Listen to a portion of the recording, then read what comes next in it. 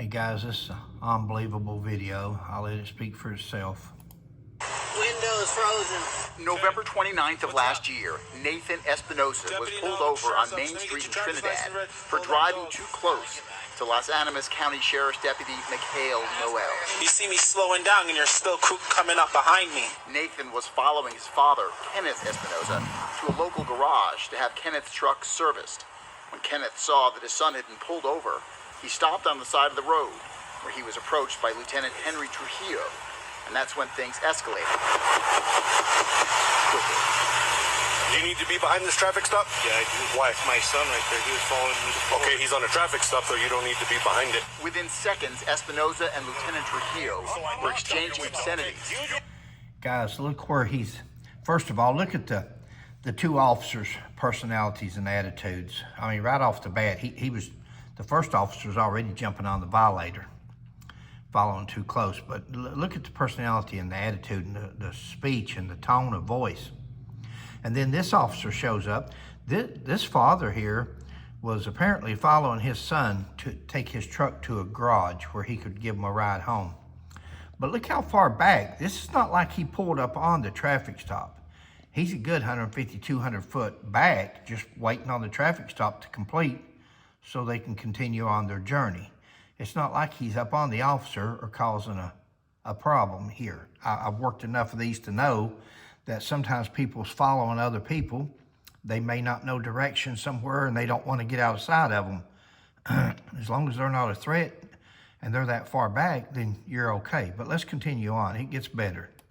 Or worse. Trujillo ordered Espinosa to leave the scene. So you need to leave No, right I now. don't need to do anything. You I'm got on a 5 public seconds street. to leave. Deputy Noel then gave Espinosa the same command. Leave. When Espinosa You've got 5 seconds to leave. This one here tells them to leave. tried driving away. That's the car. Stay. Then he changes his mind and says, stay. The guy's done said that's why he's taking his truck to the garage for, because he don't have good brakes on the truck. Noel drew his gun and ordered Espinosa to get out of the car. Get out the car! Espinosa was then placed in handcuffs. You talk about escalating a situation. Both of these officers pulled guns. Not tasers at this point. They're real.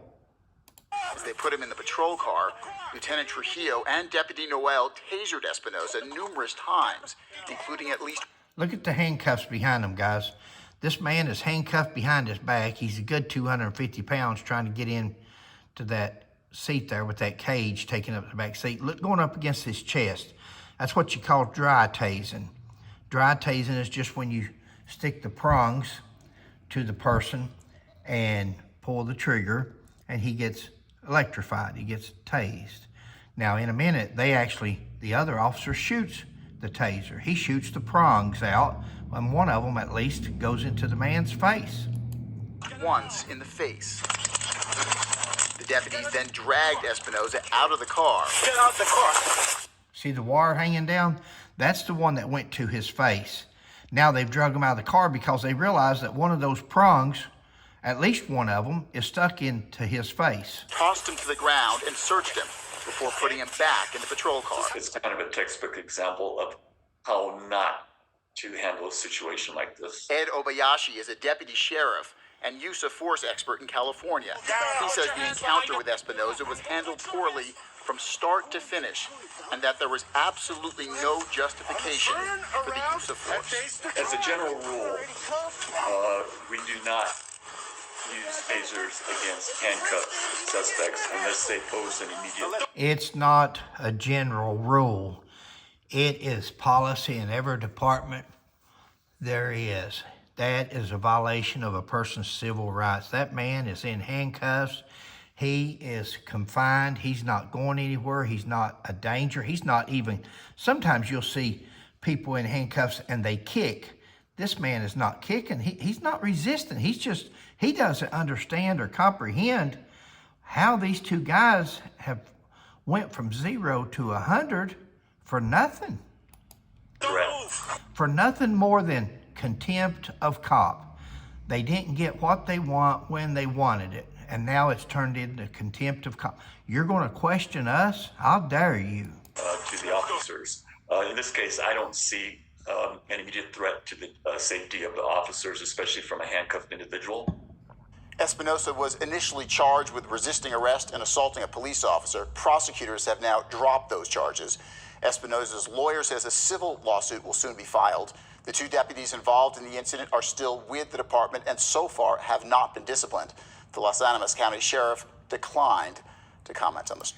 Now that is a sheriff that should be going right along with these two officers. They've not been disciplined. Who in their right mind would watch this video? If that was the sheriff's family treated like that, how would the sheriff feel? That is unbelievable. And that, my friends, is why officers are acting as they are today. That is what has happened to our police officers over the last few years, especially. There's no sense of accountability. They're not being held accountable.